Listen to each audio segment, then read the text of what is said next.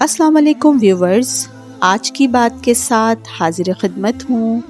ارشاد قدرت ہو رہا ہے، الا لعنت اللہ علی الظالمین، آگاہ ہو جاؤ کہ ظالموں پر اللہ کی لعنت ہے۔ سورہ ہود کی 18ویں آیت۔ ویورز، لعنت کے لغوی معنی ہیں اللہ کی رحمت سے دوری۔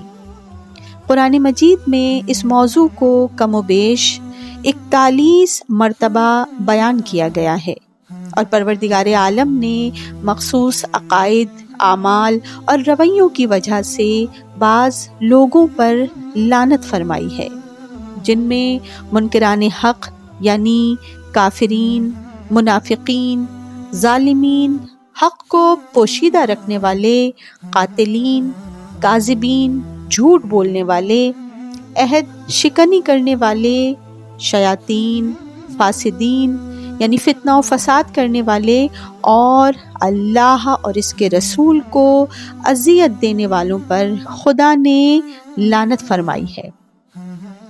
الکافی میں امام جعفر صادق علیہ السلام کا قول ہے کہ جو شخص کسی ظالم کے ظلم پر راضی رہا وہ اس کی لعنت میں بھی شریک شمار ہوگا۔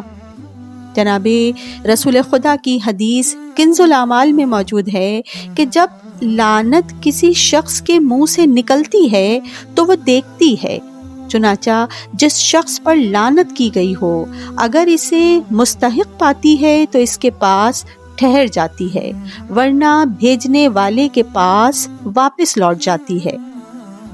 ویورز، میزان الحکمت میں ایک روایت جناب رسول خدا سے منقول ہے کہ ایک مرتبہ سرور انبیاء کہیں تشریف لے جا رہے تھے کہ اچانک کسی شخص نے اپنے ناقے پر لعنت بھیجی۔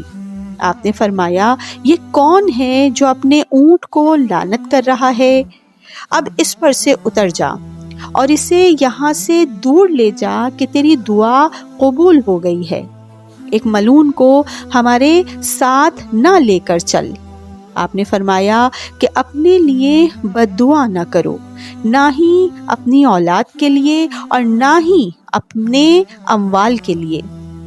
آپ نے فرمایا، کنز الاعمال میں ہی رسول خدا کی حدیث مبارکہ موجود ہے کہ 3 لوگوں پر اللہ نے لعنت بھیجی ہے۔